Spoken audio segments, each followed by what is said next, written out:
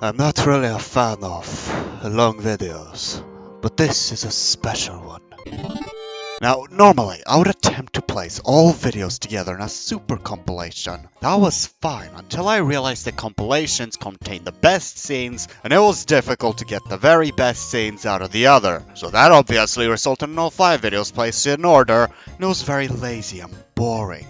I also added way too much context because I couldn't stop explaining my life story. So here's my life story. As a YouTuber, you need 3 things. A form of recorder, an editor, unless you're confident, and a channel. All I had was a recorder and no reason to do YouTube whatsoever. But then one day VidCon was gonna be held in Melbourne. My unrelating relative desperately wanted to go because they like to watch storytime YouTubers, and everybody knows that only storytime YouTubers with anxiety disorders go to video convention events. I only tagged along because it would only make my life one experience less boring, and I might catch some form of inspiration there. VidCon is usually a place to go to see YouTubers in person, because there's always that one time they wipe the tears off their faces and put on a smiley mask and have to put up with signing art books of fans who genuinely like and are inspired by the storytime YouTubers content because they are naturally hilarious and there's nothing wrong with them no matter what. I met nobody, but I did manage to trial a video editor,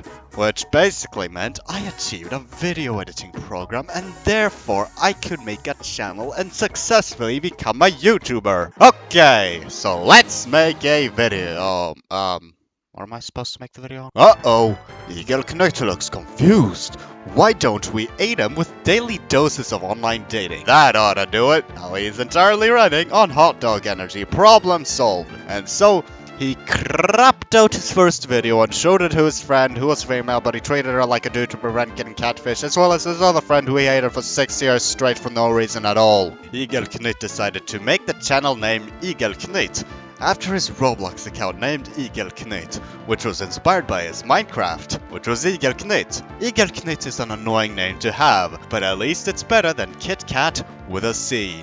That was kind of cringe. So I first reached a phase of newbie player, which I posted for fun and to learn. I played minigames and used only text and music. Totally not ripped off from the Roblox library and screen recorded through an audiovisual editing game. Totally not. Then I played Wisteria, but it got boring. So I decided to make it a bit better by adding sound effects and meme-related noises. Now I can play without using text, and instead emphasize emotion through gameplay and editing. I also had loads of anxiety at the time, and I deleted a few videos that were claimed had inappropriate jokes and no views.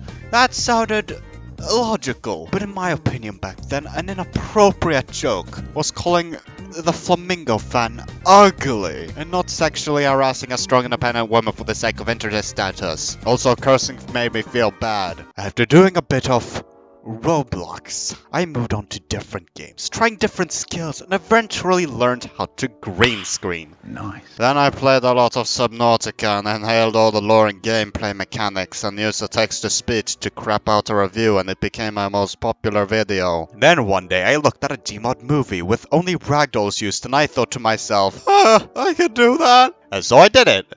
It made me feel good because my video actually got comments. Then I made more and learned useful ways to shoot scenes, and I felt like a movie director. Then I used my movie director script powers to make storytime gameplay videos of Bethesda games. And it was actually hilarious because I used the script and I could easily edit the script to my liking. Why isn't this video funny? I was also a massive degenerate at the time because I could feel the kick of puberty running through my veins, and I felt the irresistible need to boil hot dogs to anime women. I'm telling you this because it was important to character development. The anime basically made me feel like a waste of space, and if I don't work, I'm useless. This made me exceed my workforce limit to over 8,000, and it was agonizing. It was agonizing because I wanted to use microphone after 50 videos were done, and I only completed 40, so I blindly pushed my video count to 60 and slapped an Igelknytt icon with exhaustion and pride.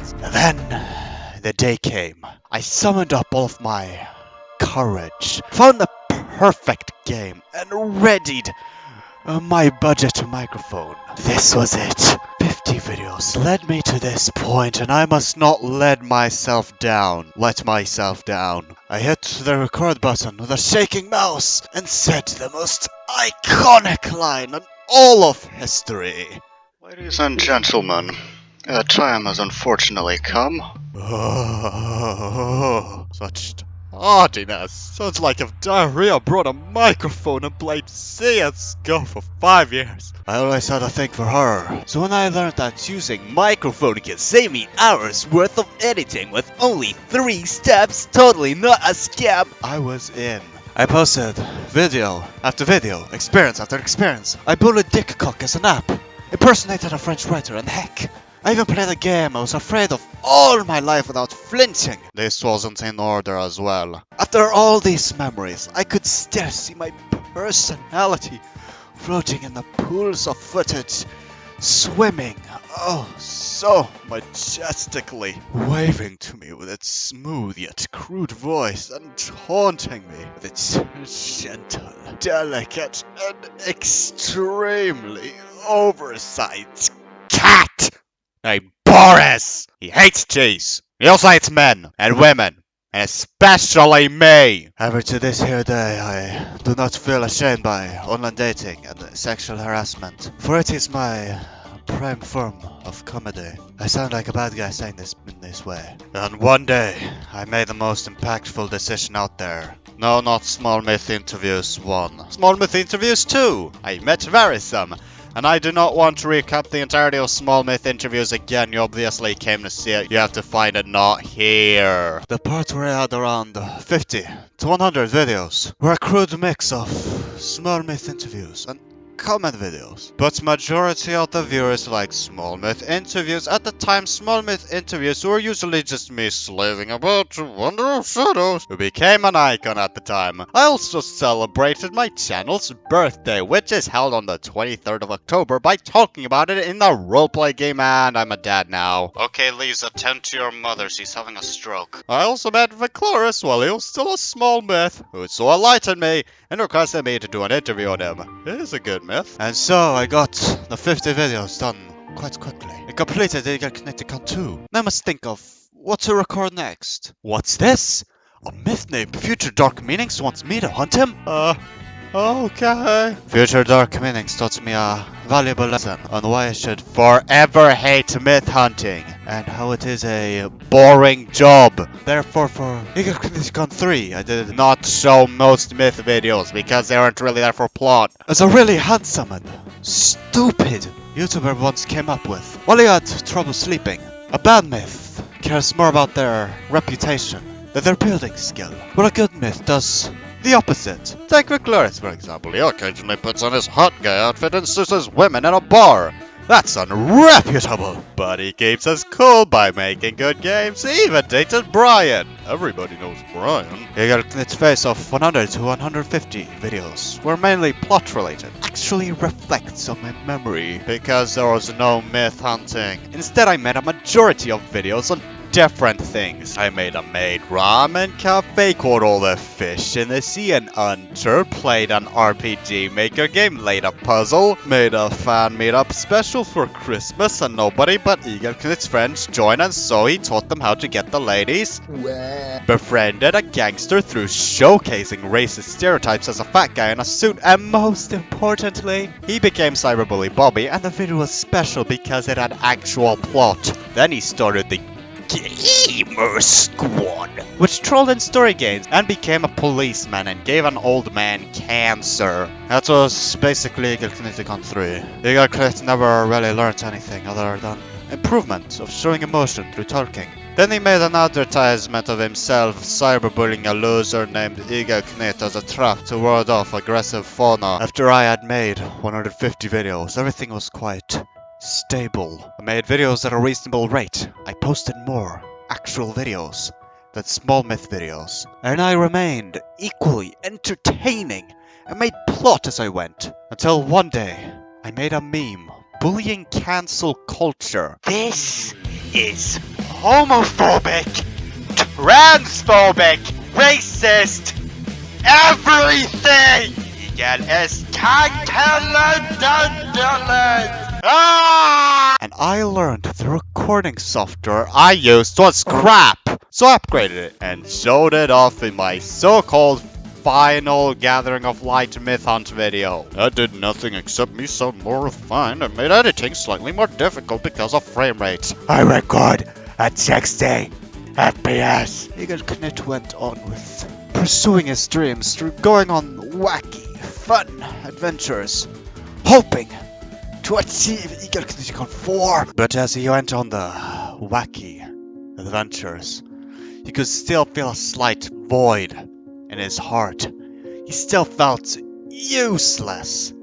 Ever since video number 50, Igelknytt only made the videos to feel useful, but it only worked slightly. The need for being useful constantly preyed on him until June 24th, 1967, he took his own life with an overdose of cocaine, having died on the spot in a gas station bathroom. Oh, normal videos are fun and all, but it was difficult to deal with the point that Igelknytt had to hunt myths to survive. They are artistic, ancient, and colorful atmosphere, toyed with the perilous hands of future dark meanings, and the many more myths that could do bad to him. In reality, it just didn't feel like editing the videos. Then he got an addiction to Friday Night Funking and posted Igelknytt 4.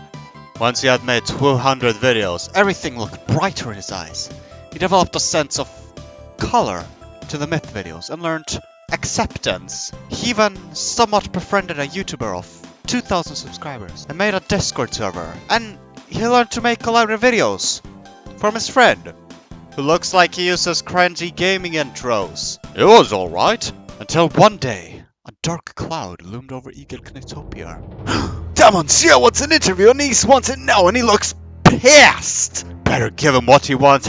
Just kidding, I'm playing tired. Oh, I'm in the interview now. However, Zap Cavalier showed Igelknytt to let his feelings go and forget about his depressions and edgy psycho wannabe states, and never talked to Igelknytt again because he was a cyberbully. Igelknytt, however, was proud of this because he felt regenerated, and he went back into the great myth battle and whoopsie daisy, he became sick. Let's make 6 episodes on Half-Life then.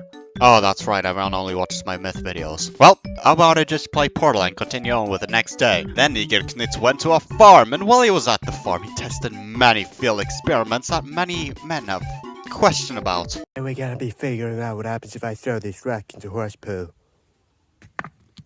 Wow. Then he garbage posted many common videos, collabs and myth hunts, and they all looked the same until Flame came out of nowhere and claimed Igelknytt's booty. Then Igelknytt claimed some ninja's booty and she stayed away from Igelknytt ever since. Then he went into dozens of confusing perils through Flame comes myth and killed off one of the main characters. As seen from a future video, and uh-oh, there's a dead end. Igelknytt 5 is completed and I have crapped my pants. Hooray! Now I can combine the 5 into a big one and reflect on my past days. And now for the current videos I have recorded at this here time. I can see effort being maximized for comfortable editing. Myth videos are the entire Igelknytt plot, and once Small Myth Interviews 100 is completed, I shall end it all and myth hunt casually. Basically the same as Small Myth Interviews, but without the Small Myth Interviews. If I can look back into my very first ever video with microphone, I felt completion upon clearing the objective at the time. Everything I made up until now felt modern and refined. Using this knowledge, I can utilize graphical estimation that I'll keep getting better as long as there are no pesky small myths hiding about my booty. After all this experience, I could learn that pushing certain myths up is considered small myth cruelty. Any myth should go their path and grow through failure, like I did. Thank you for listening to my TED Talk. My back hurts from writing this script. It is 5 pages long. Goodbye.